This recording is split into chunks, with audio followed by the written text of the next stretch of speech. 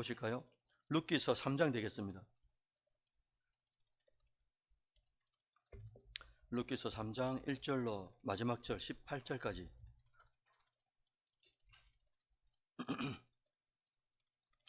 구약성경 405페이지쯤 되겠습니다. 룻기서 3장 1절로 18절 다 같이 한 목소리를 읽어보겠습니다. 시작. 롯의 시어머니 나오미가 그에게 이르되 내 딸아 내가 너를 위하여 안식할 곳을 구하여 너를 복되게 하여야 하지 않겠느냐. 내가 함께하던 하녀들을 둔 보아스는 우리의 친족이 아니냐. 보라 그가 오늘 밤에 타작 마당에서 보리를 까불리라. 그런즉 너는 목욕하고 기름을 바르고 의복을 입고 타작 마당에 내려가서 그 사람이 먹고 마시기를 다 하기까지는 그에게 보이지 말고 그가 누울 때에 너는 그가 눕는 것을 알았다가 들어가서 그의 발치 이불을 들고 거기 누우라.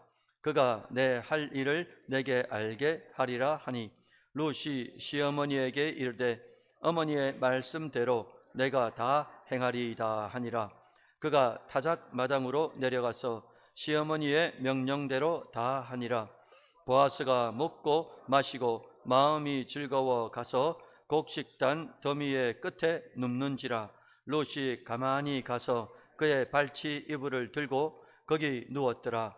밤중에 그가 놀라 몸을 돌이켜 본즉 한 여인이 자기 발치에 누워 있는지라. 이르되 내가 누구냐 하니 대답하되 나는 당신의 여종 룻이오니 당신의 옷자락을 펴 당신의 요종을 덮으소서. 이는 당신이 기업을 물을 자가 됨이니이다 하니 그가 이르되 내 딸아 여호와께서 내게 복 주시기를 원하노라. 내가 가난하건 부하건 젊은 자를 따르지 아니하였으니 내가 베푼 인애가 처음보다 나중이 더하도다. 그리고 이제 내 딸아 두려워하지 말라. 내가 내 말대로 내게 다 행하리라. 내가 현숙한 여자인 줄을 나의 성읍 백성이 다 아느니라. 참으로 나는 기업을 물을 자이나 기업을 자로서 나보다 더 가까운 사람이 있으니 이 밤에 여기서 머무르라. 아침에 그가 기업 물을 자의 책임을 내게 이행하려 하면 좋으니 그가 그 기업 물을 자의 책임을 행할 것이니라. 만일 그가 기업 물을 자의 책임을 내게 이행하기를 기뻐하지 아니하면 여호와께서 살아 계심을 두고 맹세하노니 내가 기업 물을 자의 책임을 내게 이행하리라. 아침까지 누워 있을지니라 하는지라. 룻이 새벽까지 그의 발치에 누웠다가 사람이 서로 알아보기 어려울 때에 일어났으니 보아스가 말하기를 여인이 타작 마당에 들어온 것을 사람이 알지 못하여야 할 것이라 하였음이라. 보아스가 이르되 내 겉옷을 가져다가 그것을 펴서 잡으라 하매 그것을 펴서 잡으니 보리를 6번 대어 룻에게 지어주고 성읍으로 들어가니라. 룻이 시어머니에게 가니 그가 이르되 내 딸아 어떻게 되었느냐 하니 룻이 그 사람이 자기에게 행한 것을 다 알리고 내가 내게 이 보리를 6번 대어주며 이르기를 빈손으로 내 시어머니에게 가지 말라 하더이다 하니라. 이에 시어머니가 이르되 내 딸아 이 사건이 어떻게 될지 알기까지 앉아 있으라. 그 사람이 오늘 이 일을 성취하기 전에는 쉬지 아니하리라 하니라. 아멘. 예, 여러분들 반갑습니다. 오늘은 설교 제목이 신실한 신랑감. 보아스. 제목이 좀 그렇는데 내용도 그런 내용입니다. 여러분 잘 아시죠? 룻기서의 이 배경이 독특하잖아요. 사사시대입니다. 그럼 배경 자체가 사사시대다 이 말은 뭐를 예표하고 있는 겁니까? 사사시대는 하나님이 계신데 하나님이 실존하시는데 실존하시는 하나님의 뜻보다도 자기 소견대로 자기 감정대로 자기 기분대로 자기 하고 싶은 대로 사는 시대를 말하는 거예요. 사사시대다 이 말은. 그런데 그 사사시대에 하나님께서 이 룻이라는 여인하고 보아스라는 이 남자하고 러브 스토리를 만들어줍니다. 이 러브 스토리의 중매자가 되시는데 하나님께서 러브 스토리를 통해서 결국에는 유일한 중보자 예수님이 우리를 어떻게 사랑하셨는가, 이걸 이제 본질적으로 말씀하고 싶은 거죠. 그리고 더불어 우리가 사랑을 하는데 뭐 그게 남녀 간의 사랑이든 사랑을 할 때 어떻게 사랑해야 되는지를 말씀하고 있다는 거죠. 함께하는 청년 여러분들, 또 성도님들, 올 가을에 사랑하시기 바랍니다. 지난번 약속했잖아요. 아멘 하신다고. 사랑하시기 바랍니다. 예, 오늘 본문은 룻기 전체 가운데 가장 드라마틱한 장면이거든요. 드라마틱한 장면 중에 하나인데, 나오미의 며느리 룻이 시어머니 나오미의 권유를 받습니다. 이렇게 해라 저렇게 해라. 그리고 이제 어떻게 하는지, 보아스가 어떻게 하는지 보고 쭉 어디에서 눕는지를 보고 이걸 다 봤습니다. 그리고 그대로 이제 순종합니다. 그래서 한밤중에 타작마당으로 가서 자고 있는 보아스 발치에 눕습니다. 그리고 룻이 저하고 똑같죠. 여자가 남자에게 먼저 프로포즈를 하는 거예요. 저하고 똑같습니다. 룻이 당신의 옷자락을 펴가지고 당신의 여정을 덮으소서. 와, 진짜 멋진 프로포즈죠. 당신의 옷자락을 펴가지고 당신의 여정을 덮으소서. 이게 엄청난 의미가 있습니다. 나중에 설명드릴게요. 이 장면이 단순하게 룻이라는 가부가 보아스라는 나이 많은 노총각에게 프로포즈를 하면서 결혼을 청하는 장면으로만 끝나는 게 아닌 거예요.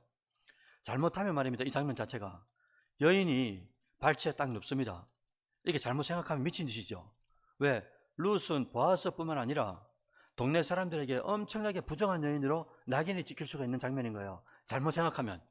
보아스가 말입니다. 그렇게 이상할 정도의 장면인데, 그런데 오늘 이 장면에는 이스라엘의 고엘 사상, 아까 나왔죠. 기업 물을 자와 연관을 시켜가지고 신앙적 의미를 그대로 포함하고 있다 이거예요. 본문에서 우리는 하나님의 섭리 가운데 신실한 신랑감 보아스가 어떻게 드러나는지를 잘 살펴봐야 되겠죠. 그래서 모든 성경에 여러분들 창세기부터 계시록까지 전체 66권 성경을 다 이렇게 이름이 기록된 이름들을 쭉 들추면 몇 개가 나오냐니까 3,000개 정도가 나옵니다. 2,700개 정도, 3,000개 정도. 그런데 여러분들 그 중에서 가장 예수님을 닮은 인물이 누구냐, 이렇게 교수님들이 물었어요. 전국의 전도사님들한테. 우리 반 전도사님 100명이었으니까 한 반에. 이런 뭘 하겠습니까? 전도사님들이 보통 뭐 요셉도 있고 막 이야기하잖아요. 그런데 그 중에 대답을 하시는 분이 있었어요.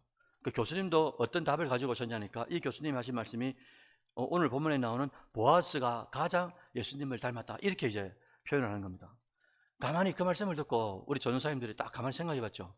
진짜 이렇게 뭐랄까, 인격적으로나 신앙적으로나 그 다음에 말하는 것이나 행동하는 이 괴리감이 너무 안 큰 거예요. 오늘 새벽에 말씀드린 것처럼 어떤 사람은 말과 행실이 너무 큰 거예요. 괴리감이.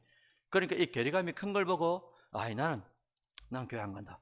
저 사람이 저렇게 괴리감이 큰 사람이라면 저 사람이 다니는 난 예수님 믿을 수가 없다 이거죠. 예수님은 좋고 교회도 좋은데 저 사람이 가는 곳은 못 가겠다, 이러는 부류가 제법 많이 있었습니다. 그런데 보아스는 여러분 아무리 찾아보십시오, 룻기서에 잠깐 보이다가 사라지는 사람입니다. 그런데 이분은 진짜 흠잡을 데가 없어요. 신앙적으로도 그렇고 인격적으로도 그렇고. 그래서 자기 종들, 여종들한테도 어떻게 합니까? 늘 하나님이 주어가 되는 거야. 여호와의 축복이 내게 임하길 바란다. 만나는 종들한테도 그러고, 오늘도 그 이전에 이제 이장에서도 그렇고요. 룻을 만났을 때도 어떻게 합니까? 여호와 이름으로 축복하고. 독특한 인물인 거예요. 그러니까 뭐 하나 빠지지 않는 그런 인물이다라는 겁니다. 그래서 여러분들 오늘 설교 제목이 뭐라고요?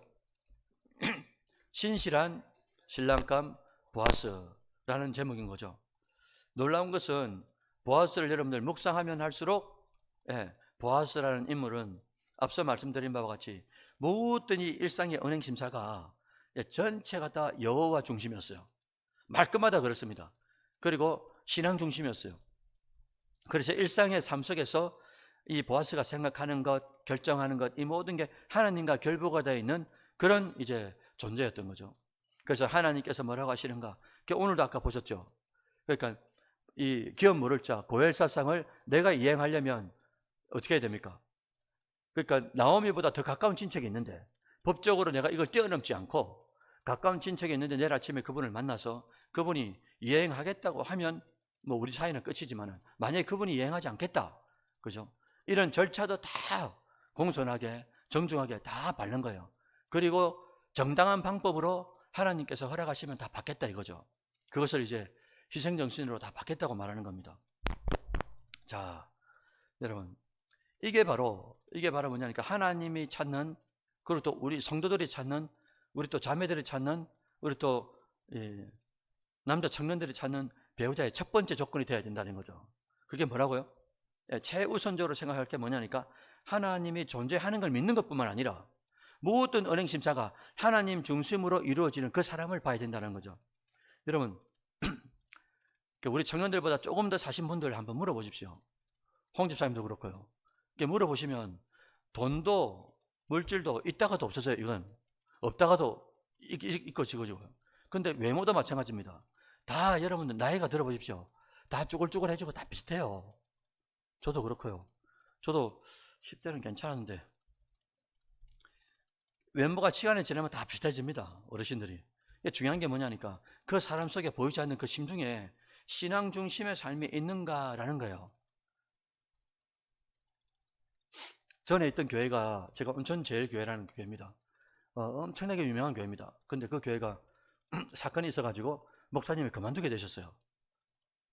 이번 노예 때 그만두시고 이제 7월 달까지 설교하시고 두 달 동안 이제 뭡니까? 그 안식월 하고 그 다음에 11년 동안 해오던 그 목회를 그만둡니다. 이 사람 일이 어떻게 되는지를 모르겠어요. 막 전화 와가지고 이제 이 다른 사람을 또 목회자를 그거 할 거 아닙니까? 그러니까 이제 후보군들을 놔두고 저한테 막 전화를 하시는 거예요. 목사님 저기 이분 어떠냐고, 이분 어떠냐고, 이분 어떠냐고. 여러분 같이 사역을 하신 분도 있고 그 이름 중에 저랑 그 다음에 뭐 부정교회다 큰 교회 지금 부목으로 있거나 행정으로 있거나 이런 분도 있어요. 그럼 저는 이제 이제 전화를 저도 해봅니다. 물어보죠. 물어보면은 이 동생들이 뭐라고 하냐니까 형님 이렇게 물어볼 때 내가 뭐라고 대답해야 됩니까? 이렇게 묻더라고요. 야, 정확하게 말을 해야지.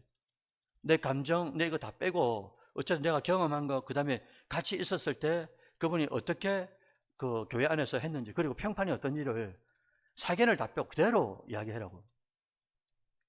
그래서 오늘 성경은 보아스를 어떻게 말을 하냐면요, 진짜 정확하게 말합니다. 이 중심에 하나님밖에 없는 거예요. 하나님밖에. 여러분 보아스가 안 가진 게 있습니까? 물질을 안 가졌습니까? 명예를 안 가졌습니까? 다만 이제 결혼을 안 했을 뿐인 거예요. 왜 결혼을 안 했는지는 성경이 설명하지 않습니다. 묵인하고 있는 거예요.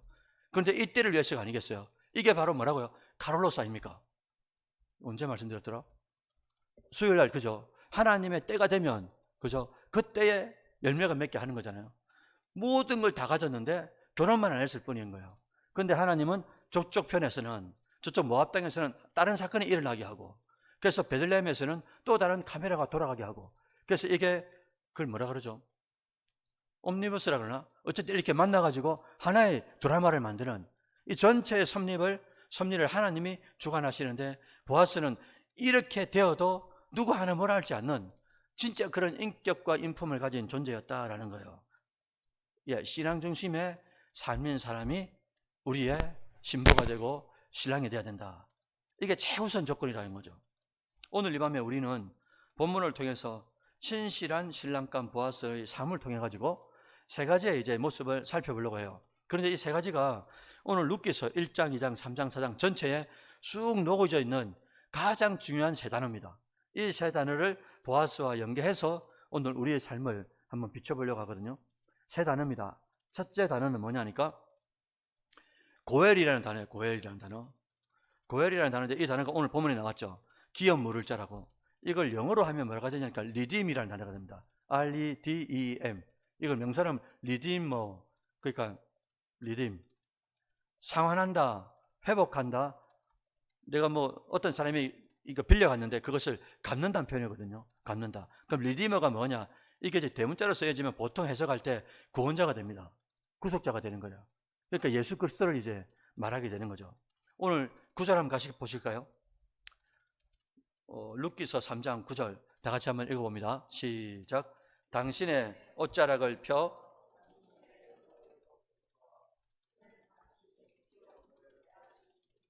아멘. 기업 물자는 뭐라고요? 이게 고엘사상이라고 말씀드렸죠. 고엘사상. 예, 기업을 물은다. 룻은 나오미 시어머니의 말씀에 순종해서 밤에 보아스가 누워있는 그 자리에 살포시 갑니다. 그리고 보아스 발치에 이 여인이 먼저 가서 눕습니다. 그리고 구절처럼 오늘 금방 읽은 구절을 말하는 거예요. 여인이 남자에게 가서 먼저 프로포즈를 하는데 뭐라고 했다고요? 당신의 옷자락을 펴 당신의 여종을 덮어주시길 바랍니다. 왜냐하면은 당신이 기업 물을 자가 되셔야 하기 때문입니다. 이렇게 이제 프로포즈를 했다는 거예요. 자, 여러분, 이게 그냥 단순히 두 사람의 결혼을 위해서 그렇게만 된 게 아니란 말이죠. 가부였던 룻과 결혼을 한다는 것은 여러분, 이 보아스 입장에서 볼 때 이 결혼만으로 끝나는 게 아니라는 거예요. 그의 가문, 그러니까 나오미와 엘리멜렉이라는 그 가문을 이어일 뿐만 아니라 그들이 빚지고 있는 것, 그 다음에 땅을 빌린 것, 이건 전체 다 갚아주는 것, 재산을 할애해서 희생해서 모든 것을 다 회복시켜줘야 되는 그런 책임감이 있는 존재라는 거죠. 그래서 보아스는 이 책임을 어떻게 하느냐? 회피하지 않아요. 오히려 장로들 앞에 가서 여차여차 하니까 제가 전부 다 받을 테니까 그대로 허락해 달라고. 그래서 기꺼이 룻과 나오미의 가문을 위해서 자신의 생애를 전체 올인합니다. 누가 말입니까? 보아스가 말이죠. 보아스가. 그런데 놀랍죠. 이게 단순한 호의가 아니고 우리는 성경을 몇천 년 이후에 지금 살고 있으니까. 근데 이 사건이 어떻게 되는 겁니까? 앞으로 보아스와 룻이란 이 부부가 되어가지고 결혼하는 것으로 끝나는 게 아니고요. 이 부부를 통해서 누가 나오는 겁니까? 우리 형님 오벳이 나오고 이새가 나오고 다윗이 나오면서 믿음의 계보, 예수님의 계보를 그대로 뚫어버리는 거예요. 이 밤, 가을밤에 함께하는 여러분들, 우리의 영원한 신랑이신 예수님도 이와 같지 않겠어요? 주님도 십자가를 회피하지 않지 않습니까? 오늘 우리의 삶 속에서도 주님이 여전히 우리의 일들을 책임져 줍니다. 제가 처음 예수 믿었을 때 두 가지 예화가 기억나요. 하나는 뭐냐니까 그 해변가를 걸어가는데 그 유명한 거 있잖아요. 해변가를 걸어가는데 그 처음에는 발자국이 두 개씩 있다가 나중에 이렇게 하나밖에 없는 거예요. 하나밖에 없으니까 막 불평하니까 뭡니까? 그 어떻게 되는 겁니까? 그 예수님께서 업고, 그죠? 태완이를 업고 가시는 거죠. 그거 예화가 아직까지 제 심중에 남아있고, 또 하나는 뭐냐니까 천국과 지옥에 대한 설교를 해주시는데, 그때 제가 주일학교 그 보조쌤을 하고 있었거든요. 주일학교 딱 조그만 개척교회였는데 끝나고 나면 저 밖에 제가 뭐 하냐니까 팝콘을 튀기는 팝콘 기사였습니다. 팝콘을 이제 튀기면서 말씀이 나오는 걸 들으면 뭐 하냐니까 천국과 지옥을 설명하시는데 와, 참 재밌었어요. 천국은 어떻느냐? 천국은 숟가락을 이렇게 긴 걸 주신대요. 지옥도 그렇고 천국도 그렇고. 여러분 잘 아시죠? 지옥은 숟가락을 기니까 이게 뜨죠, 먹을 걸. 그럼 이게 됩니까 안 됩니까 이게? 자꾸 자기가 먹으려고 하는 거예요. 지옥은 먹을 수도 없고 애만 쓰는 거예요. 그런데 천국은 어떻습니까? 똑같은 환경인데 먹을 것과 숟가락이 긴 게 있는데 그 숟가락으로 퍼가지고 어떻게 하는 겁니까? 서로 먹여주는 거예요. 서로 먹여주는 거예요. 와, 멋진 예화였어요. 오늘도 그렇다는 거예요. 오늘 본문에도 그런 내용인데, 그래서 첫 번째가 뭐라고요? 예수님도 회피하지 않는다. 앞으로 보아스의 이 예표는 누굴 상징하는 겁니까? 예수님께서 그 희생, 대속의 그것을 회피하지 않고 그대로 받아내는 것. 그러면서 우리에게 믿음의 선물로 주시는 그런 역할들을 감당하게 되신다라는 게 첫 번째 고엘 사상이라는 거고요. 두 번째 핵심 단어가 뭐냐? 룻기서에서 두 번째는 언약의 사랑, 이걸 이제 인내라 그랬어요. 룻기서에서는 인내라는 표현이 많이 나옵니다. 우리 성경에도 인내하신 구스 뭐 이 나오잖아요. 뭐 사랑이라는 단어도 되고 뭐 그러는데 이걸 헤세드라 그러죠. 히브리어로. 그 전에 있던 교회, 전에 있던 교회도 찬양팀이 하나 있는데 이름이 뭐냐니까 헤세드라는 찬양팀이었어요. 이게 인내다, 사랑이다 이런 표현인 거잖아요. 조금 전에 우리가 구절에 보니까 룻이 보아스에게 간청을 하죠. 프로포즈를 합니다. 그리고 이 프로포즈를 받았죠. 보아스가 여인이 프로포즈를 하고 남자가 이걸 받았습니다. 받아가지고 보아스가 10절에서 뭐라고 대답하는지 한번 보실까요? 10절 다 같이 읽어봅니다. 시작.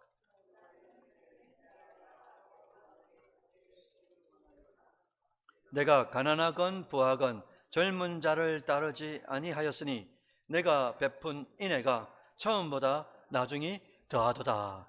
아멘. 인애라는 단어 나왔죠. 이게 이제 헤세드라는 뜻이고, 이 본문을 통해서 우리가 알 수 있는 게 있습니다.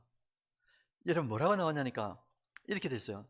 네가 가난하건 부하건 물질을 뛰어넘어 가지고 그 다음 뭐랬냐니까 젊은 자를 따르지 않았다. 지금 누가 대답하는 거예요? 룻이 프로포즈를 했죠. 그 프로포즈를 받은 보아스가 대답을 하는데 뭐라고 하는 겁니까? 젊은 자를 따르지 아니하였다. 이 말이 무슨 말일까요? 그럼 보아스는 무슨 말입니까? 나이가 노총각이었어요. 정한 쌤 말하는 거 아닙니다. 정한 쌤은 딱 지금 적당한 나이죠. 지금 딱 그죠?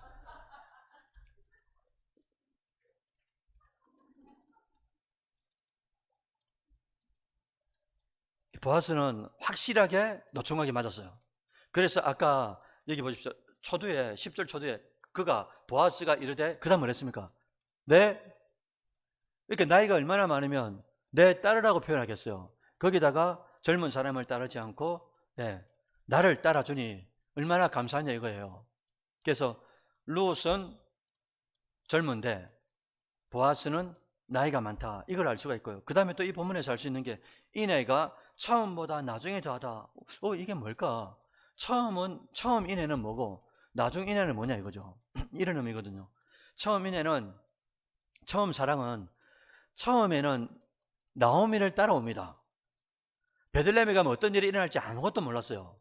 다만 나오미 어머니의 하나님이 나의 하나님으로 믿어졌고 이 믿음을 통하여 나오미 시어머니를 따라갈 뿐이었어요. 한 사람을 위해서. 이게 처음 인애였어요. 룻이 할 수 있는 사랑이. 그런데 베들레헴에 들어와서 나중에 어떻게 합니까? 나오미뿐만 아니라 이 보아스를 통해서 가게를 일으키는 거예요. 가문을 세워나가죠. 거기다 이 안에는 뭐가 숨겨져 있는 겁니까? 아까 말씀드린 예수 그리스도의 계보가 그대로 이제 구속사 안에 숨겨져 있는, 나중에 이 인애가 사랑이 더하다 이렇게 이제 표현해주고 있다는 거죠. 아무튼 보아스는 룻의 결단을 헤세드라고 봐줬어요. 룻아, 너도 인애를 통해서 희생하고 진짜 나오미를 통해서 그리고 나이 많은 나를 위해서 희생하겠다고.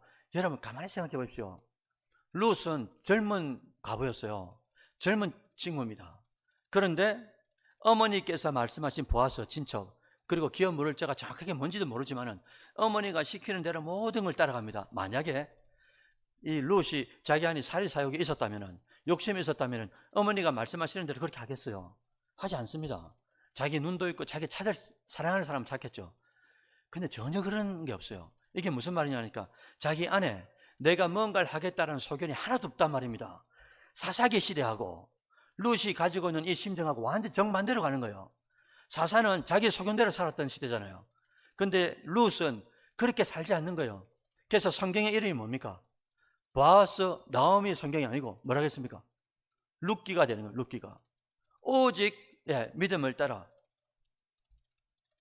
그래서 룻도 죽은 남편의 가문을 세우고 또 시어머니 나오미를 보호하기 위해서 고엘 제도를 따라 보아스를 순종하는 마음으로 시어머니가 시키니까 했을 뿐이고, 그리고 또 룻의 선택도 자기의 부귀 영화를 위해서 사심에 들어간 것이 하나도 없더라. 이걸 보아스가 이미 소문을 통해서도 들었고 다 들었습니다. 그러니까 얼마나 신실한 여인인 것을 아까 본문에 나왔지 않습니까? 다 알고 있었던 거예요, 보아스가. 그러니까 룻도 인애를 베풀어 살아온 거고, 그 다음에 보아스도 어떻게 합니까? 보아스도 인애를 베푼 신앙이었다.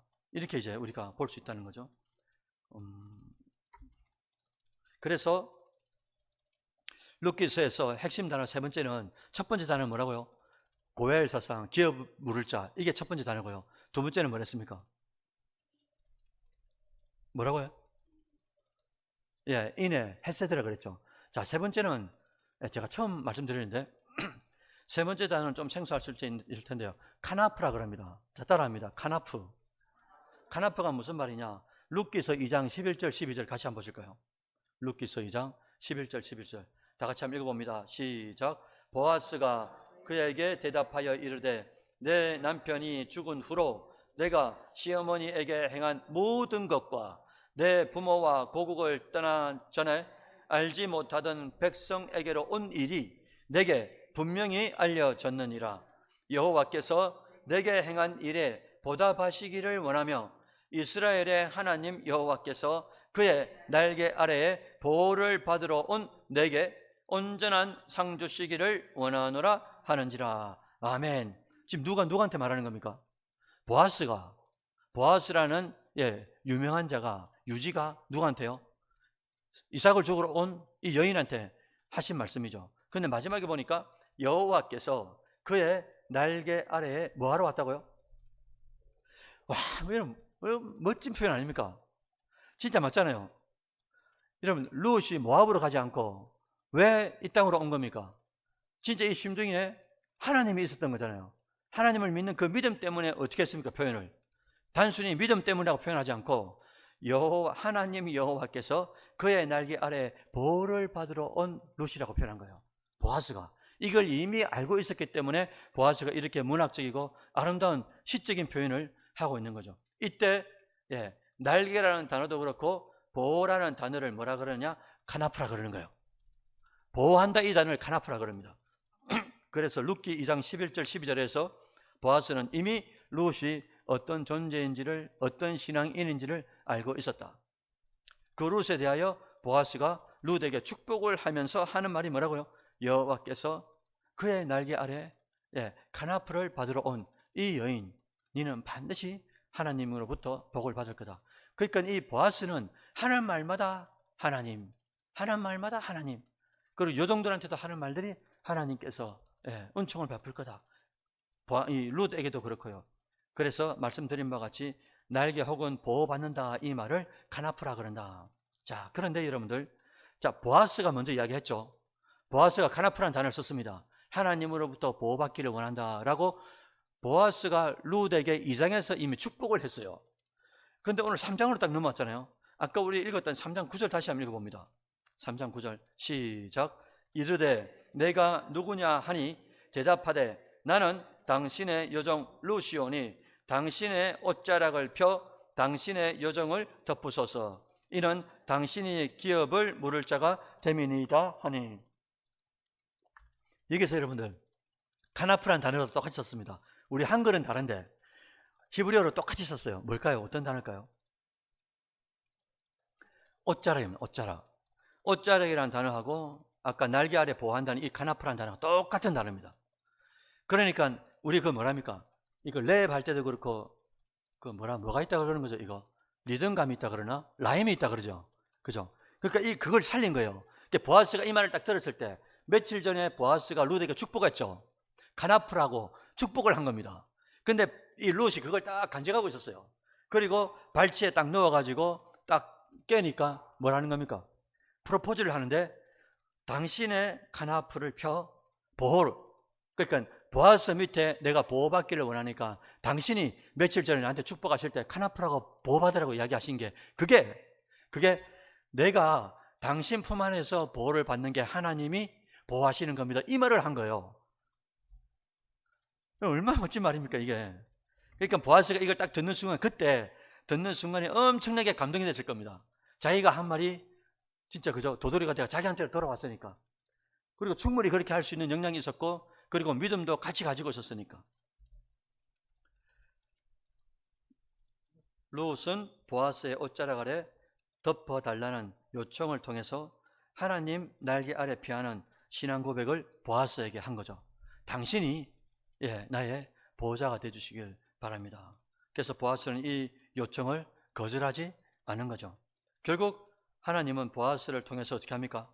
룻과 나오미의 가문을 날개 아래 품는 존재가 된다라는 거예요. 자, 여러분들, 결국은 예수님이죠. 예수님도 우리를 날개 안에 품으시잖아요. 어떤 문제가 있어도 저는 여러 가지 이 믿음의 내용들이 있지 않습니까? 저도 쓰러지고 넘어질 때가 있지만 그 개 중에 아까 어떤 찬양이더라? 가사 중에 이 안에서 이렇게 쫙 끌어오는 거 있었어요. 가사가. 저도 이렇게 신앙생활 하다 보면은 이렇게 적적할 때가 있지 않습니까? 그때마다 저 깊은 심중에서 뭐가 올라오냐니까 내가 이렇게 있을 이유가 뭐였냐 이거죠. 하나님께서 문제를 다 아시고 하나님은 전지전능이기 때문에 문제를 모르시는 분이 없고, 거기다가 하나님이 내 인생에 문제를 허락하셨다는 이 말은 하나님이 이 답을 안단 말이잖아요. 하나님이 모르는 문제가 일어날 수가 있습니까? 우리 인생에 있을 수가 없잖아요. 문제가 있다. 가정에, 자식들에게, 관계성 속에서, 물질의 문제, 환경의 문제, 어떤 문제가 있어도 하나님이 다 압니다. 모를 수가 없잖아요, 하나님이. 그게 믿어지기 시작하면서 우리 마음에 뭐가 들어오냐니까 샬롬이 들어오는 거예요. 하나님을 믿기 때문에. 그래서 이걸 믿으면, 믿는 사람도 또 성향이 다른데, 믿는 사람도 꾸역꾸역 가는 사람이 있는가 하면 믿음이 탁 들어오는 그 순간부터 다 털져버리는 사람들도 있어요. 물론 사랑의 성향에 따라 이게 반응도 다릅니다. 어쨌든 저는 그런 것들이 올라올 때마다, 그래 맞다, 왜 내가 그것 때문에 염려하고 걱정할 이유가 뭐 있노? 완전 걱정할 것 같으면 하나님께서 더 크게 하실 거고, 문제를 만나면 이 문제마다 자꾸 주님께 이양시키면 되고 기도하면 되는 거니까, 뭐 내가 잘못해서 맞는다, 달게 받겠다 이거죠. 달게 맞겠다 이거지. 그러니까 이런 믿음들이 우리에게 있어야 되는 거죠. 주님께서도 달게 받겠다고 하고, 그 무슨 겟세마네 동산에서 기도하고 난 뒤에 주님께서 모든 것을 이양하고 잡혀가지 않습니까? 그렇기 때문에 주님은 전지전능하기 때문에 우리가 어떤 문제가 생겨도 주님께 의지할 수 있는 이유가 거기 있는 것 아니겠어요? 자, 여러분, 말씀을 이제 정리하려고 합니다. 아무것도 가진 여인이었어요. 다시 말 잘못했어요. 아무것도 가진 게 없는 여인이었어요. 그런데 가만히 살펴보면 딱 두 가지를 가졌습니다. 하나는 뭐냐니까, 시어머니가 믿고 있었던 그 하나님의 믿음으로 들어와 있었어요, 이게. 그리고 또 하나가 뭐냐니까, 과거가 있는 여인인 거예요. 결혼을 했는데 이제 결혼을 이제 해야 될 상황이잖아요. 결혼을 했는데 이 과거가 있는 여인이었어요. 그런데 어떻게 합니까? 이 룻에 대하여 보아스는 그대로 사랑으로 받아봅니다. 인애로, 헤세드로 받아봅니다, 이거를. 그래서 오늘 세 가지 말씀드렸죠. 고헬사상, 기업을 모르겠다는 이 희생, 헤세드라는 사랑의 희생, 그 다음에 카나프라는 내가 보호하겠다는 희생, 이 세 가지 단어가 보아스를 통해서 우리에게 전달된다라는 거예요. 그래서 보아스라는 이 인물을 통해서, 고헬사상을 통해 구속의 책임을 감당하는 사람이구나, 자기 것을 다 써서 말입니다. 예수님을 상징하는 거죠. 또 보아스는 언약적 사랑, 인애, 헤세드를 베푼 신랑감이구나. 그리고 보아스는 진짜 날개 아래, 카나프 아래 날개를 펼쳐가지고 책임있게 보호해주는 그런 신랑감이었구나 라는 거죠. 그래서 이 성취는 보아스를 통해서 앞으로 누굴 예표한다고요? 예수 그리스도가 여러분에게 문제, 때로는 이해할 수 없는 문제, 때로는 풀 수도 없는 문제, 이건 물질로도 안 되고 이건 사람 인력으로 안 되는 그런 문제를 맞닥뜨릴 때마다 어떻게 하란 말입니까? 넘기라 이거예요. 주님의 날개 그늘 안에 들어가라 이거죠. 믿음으로 들어가면 하나님은 보아스를 항상 준비한다 이거죠. 그렇기 때문에 오늘 우리는 신실한 신랑 되신 예수님께, 그리스도께 우리의 삶을 맡기면서 살아가는 그런 삶이 진짜 필요하다. 그래서 주님은 반드시 우리의 삶 속에 약속을 이제 이루어주시죠. 약속을 이루시기 전에 약속을 하고, 약속을 만들어가는 열매가 맺기까지는 이 과정 속에는 가뭄도 있고요. 지금 가운데 지금 얼마나 그 가뭄합니까? 그래서 소방차가 막 수십 대, 수백 대 불러가지고 이 물을 채운다 하더라고요. 어떤 방법으로든지 하나님이 풉니다. 다만 우리가 믿음을 놓치지 않고 믿음의 끈, 기도의 끈을 붙잡고 은혜의 담비가 있는 그 자리에 계속해서 나올 때, 간헐적인 은혜로 풀어지는 문제가 있는가 하면은 간헐적인 은혜로 되지 않는 문제들이 많아요, 인생에. 그러면 우리가 계속해서 은혜의 담비를 받아야 되는데 그것을 위해서 어떻게 해야 된다고요? 믿음을 잃지 않는 거죠. 기도의 순간을 놓치지 않는 거죠. 계속해서 주님 앞에 나오는, 우리가 주님께서 영원한 신랑이 보실 때, 그 신랑이 볼 때 우리가 어떤 존재가 되어야 되냐니까 룻 같은 존재가 되어야 되는 거예요.